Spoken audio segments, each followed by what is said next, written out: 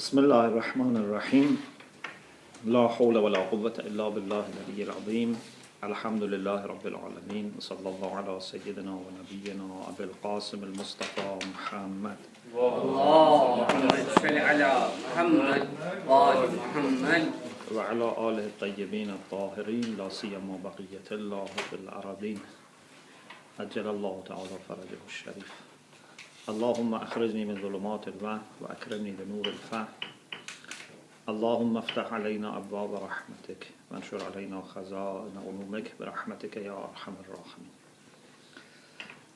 Inshallah, we are going to start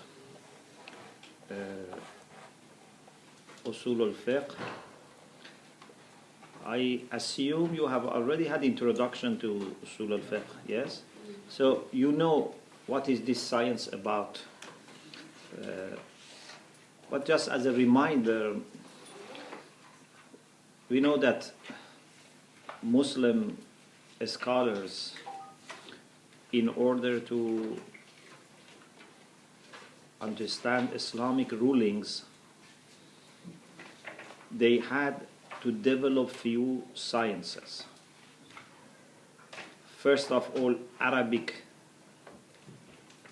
grammar, like sarf, like nahw, like balagha, they were all developed for the sake of understanding Quran and then hadith. But it is not enough just to know Arabic. There are many other issues when you want to interpret a text, when you want to understand whether, for example, this ayah or this hadith implies wujub or istihbab. Is it obligatory or it is recommended? Or, for example, when there are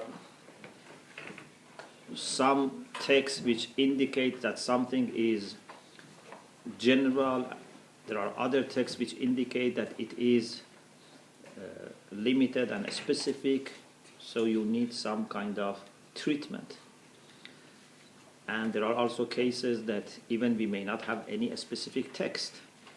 So gradually, ilmu usul al-fiqh was developed in order to draw Islamic rulings from the text or from the reason or from other methods. You know, our Sunni brothers, they have methods that we may not accept, you know, like qiyas, like istihsan, like masalih mursaleh, saddu dhara'i, fatwa dhara'i. These are the things that they use when there is no specific text and guidance to fill the gap. So all these issues are studied in ilm usul al-fiqh. Therefore, in the time of the Imams, Shia scholars started developing science of usul al-fiqh, but very much so in the time of ghaibah, because even in the time of Imam, still they were able to ask Imam, and Imam were giving them principles, you know, as we have hadith, alayna ilqa'ul usul wa alaykum an tufarra'u. We give you the principles, you apply.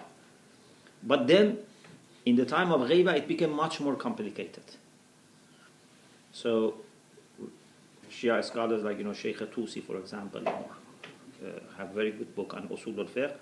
And then, in the time of Sheikh Ansari, rahmatullah alayh, there is a great advancement in ilm usul, and then students of Sheikh Ansari, and then our contemporary scholars. Now, ilm usul has become by itself a very sophisticated, well-developed discipline. In Dars Kharij, you know, if you want to have one whole, you know, course on usul al-fiqh, so the minimum is those who do it very, very, very fast, it's 5 years, 6 years. But some maraja take it, you know, 15 years if you want to do one course of usul al-fiqh. from the beginning up to the end. It's very now complicated and detailed. So what we are going inshallah to do is to study ilm usul al-fiqh at an elementary level, so that inshallah after that you will have 2 more textbooks in this course that we have, for the first degree. First we have this Mabadi Usul al-Fiqh, then inshallah we will have an intermediate text, which is very likely to be Al-Mujaz by Ayatollah Subhani, which is a textbook now in the Hawza, and then inshallah Al-Usul al-Fiqh by the late Muzaffar. So there will be 3 texts on Usul al-Fiqh that inshallah you will study one after the other. So this is the introduction, and inshallah paves the way for the coming courses on Usul al-Fiqh. Many years ago, in London we had Jose Imam Hussein. I don't know if you have heard. It was not very far from here. So we had Jose Imam Hussein, and one year I was in London, 2000, 2001, I was in London after I did my PhD, so I was 1 year in London. And I used to teach in the Hawza Akhlaq and Usul al-Fiqh, and in the college also I used to teach some subjects like methodology. So in that time in Hawza I was asked to teach Mabadi Usul al-Fiqh, the Arabic version. And some brothers, which you know now, they were studying at that time in Hawza. So the text was in Arabic, but I was teaching in English. Then I was asked to translate it into English. But when I wanted to translate into English, I was sure that I cannot translate it, word by word or sentence by sentence. It needs some changes. So I had to make some changes. But the main structure, the main content is from the same book. So the credit goes to Sheikh Fazli Rahmatullah Alayh. But there are some changes also being made. So it's not translation, and then I made it into 12 lessons. So you can follow lesson by lesson. So what we are going to do is we are going to combine the Arabic and English, so that gradually, inshallah, you would be able to read Arabic text. And also for Kalam, inshallah, we are going to use Arabic version of Baba Hadi Ash, so that inshallah from this semester you will start reading Arabic text. The Arabic version, you must have got it from here. You have it in office, and the English version also I gave you. And if there are people who have not received it, inshallah we bring more copies. Okay, now let's start with the first lesson. Bismillah ar-Rahman ar-Rahim. We start with the definition of ilm usul al-fiqh. By the way, those who want also to follow this in Arabic, I also teach this in Arabic on Sunday, so it's on website, Islamic Center. So our Arabic speaking brothers and sisters also can follow the same thing. So now we have had 2 lectures there. It's almost going the same as this. Ilm usul al-fiqh is defined in this way. علم يبحث فيه عن قواعد استنباط أحكام التشريع الإسلامي من أدلتها. The science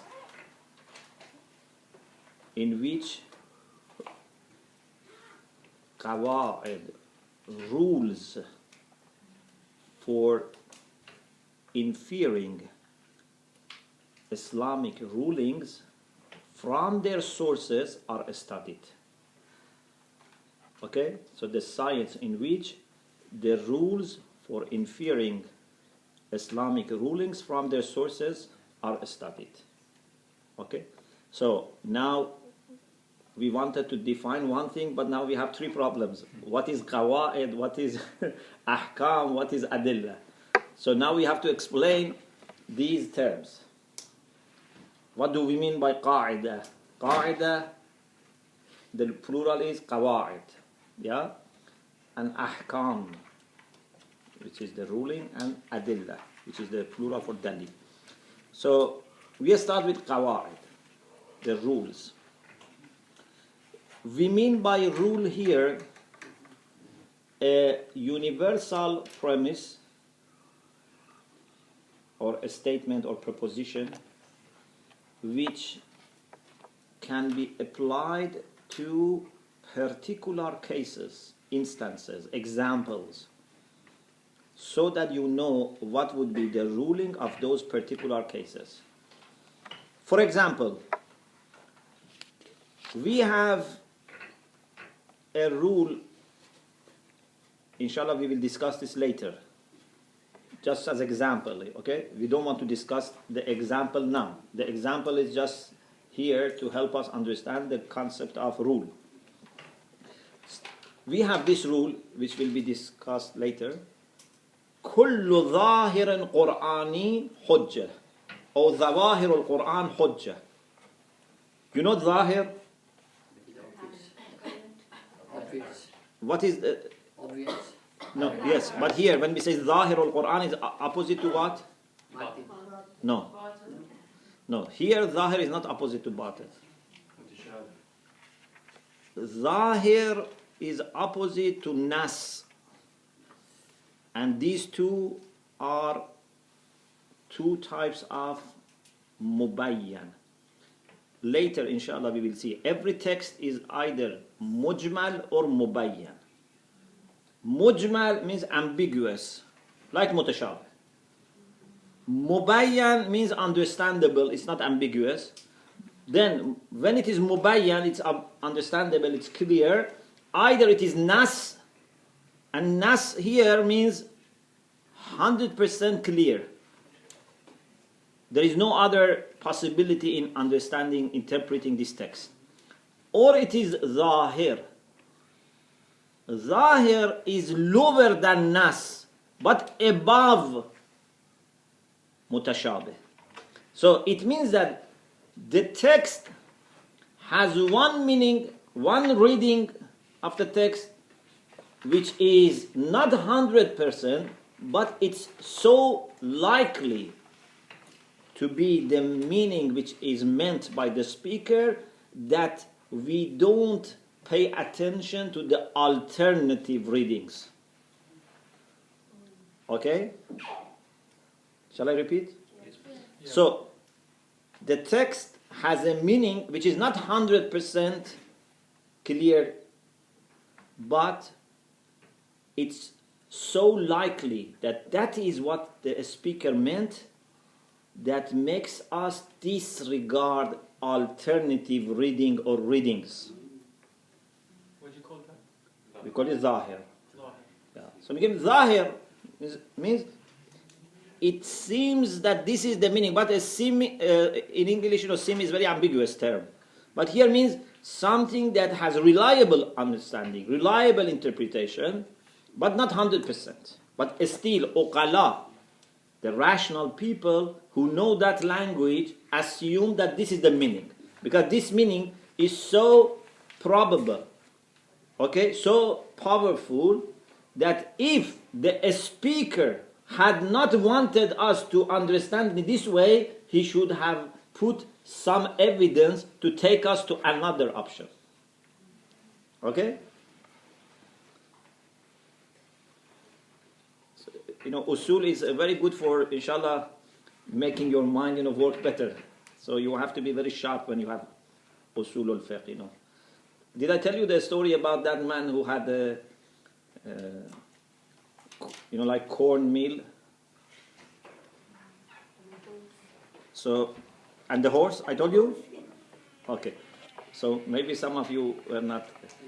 So a person had a cornmeal, and there was a horse and had to move around to move the, what they call this?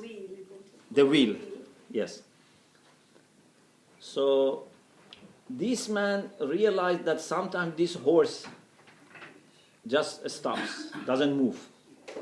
So for example, he was going to the next room, coming back, nothing is done. So he realized that this horse is lazy.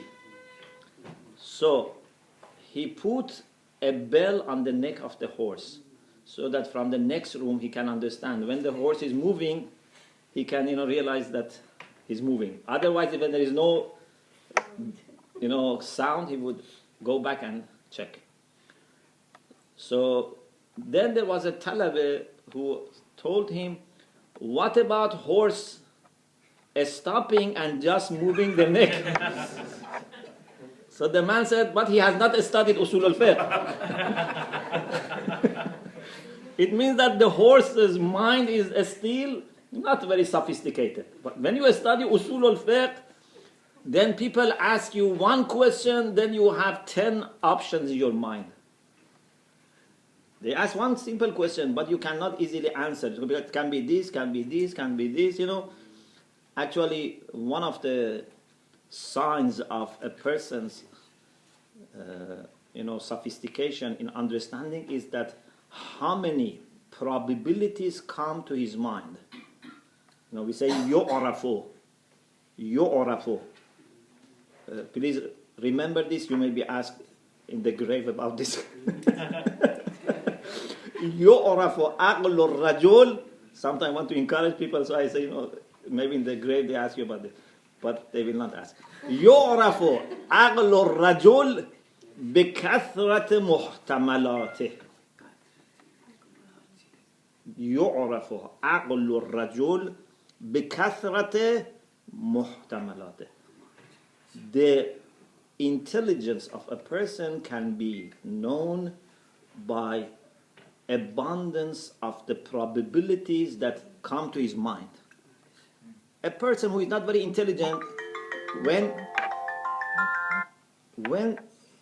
he hears something, automatically interprets it without any double checking, without thinking about different possibilities.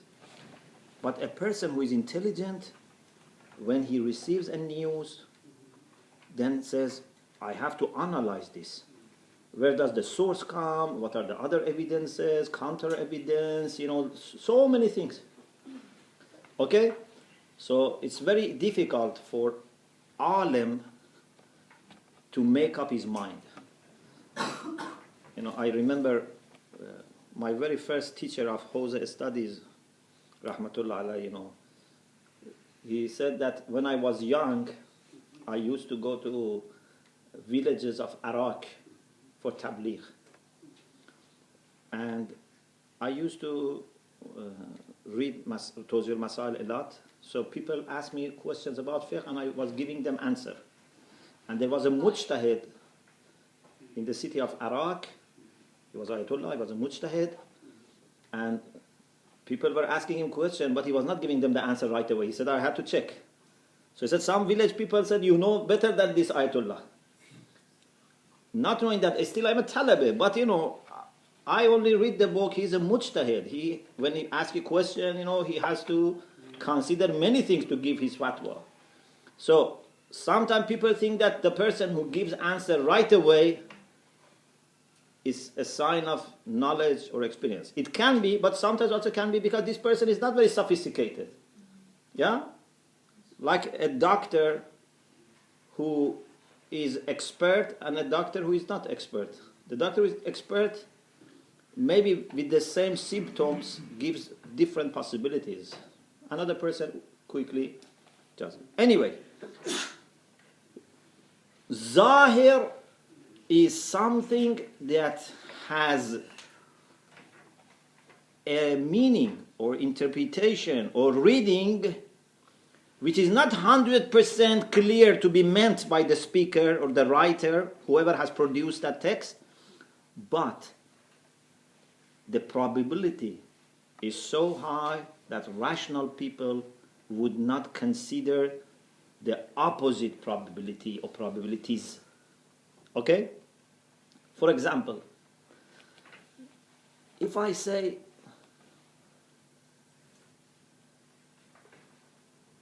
I owe this brother 1,000 pounds, or I owe this man 1,000 pounds. When people hear this, there can be different interpretations. One possibility is that I really literally owe him 1,000 pounds, means 999 plus 1 pound. Another means that he has done a favor to me, that if I want to, put that favor into figures, it's like I owe him 1,000 pounds. These are two possibilities. If a person in front of other people admits that he owes someone 1,000 pounds and later denies, and that person takes him to the court, and judge asks him, have you said this, that you owe him 1,000 pounds? And he says, yes. Then the judge says, you must pay him. He says, no, I didn't mean I owe him really. I meant he has done, some favor to me. The judge says, no. Although this is possible to be the meaning of this, but this possibility is so low that the people who are rational and speak that language disregard this possibility. In other words, there was a zahir in what you said. It was not nas, it was zahir. Is it clear? So we have to understand what is zahir of the text, and this is what we study in usul al-fiqh. Also we have to understand whether zahir is hujjah or not. Again, this is also studied in usul al-fiqh. So one of the examples of a rule that we study is whether zahir of Quran is hujjah or not. You may wonder, you say, Maulana, why you are thinking zahir of Quran cannot be hujjah, and then you say whether it is hujjah or not. If zahir of every text of even ordinary people is hujjah, what about the Quran? You may wonder, why people need to discuss at all whether Quran zahir is hujjah or not. The answer is, this is not out of disrespect to the Quran. Some people, like akhbariyun, actually they wanted to have too much respect, to the extent that they made Quran something that we cannot understand. So they say, we cannot understand the Quran by ourselves. The only people who can understand the Quran are Prophet and Ahlul Bayt. إِنَّمَا يَعْرِفُ الْقُرْآنَ مَنْ خُوطِبَ بِهِ. The only people who understand the Quran are those who are addressed, and they mean the Prophet. And then the Prophet passed on the knowledge to the Ahlul Bayt. So Akhbariyun had the idea that we cannot understand the Zahir Quran. It's not hujjah for us. If it is nas, yes. If it is Zahir, we have to refer to hadith. Okay? So don't be surprised. It's not out of disrespect. It's out of them wanting to be too respectful to the Quran. Anyway, Zahir al-Quran is hujjah. Okay, this is one example. Then, for example, in the Quran, Allah subhanahu wa ta'ala says, Aqimus salah. Aqimu, according to Ilm al-Sarf, is Sighatul Amr. Okay? Is Sighatul Amr. Wa akhiru da'wana and alhamdulillah rabbil alamin.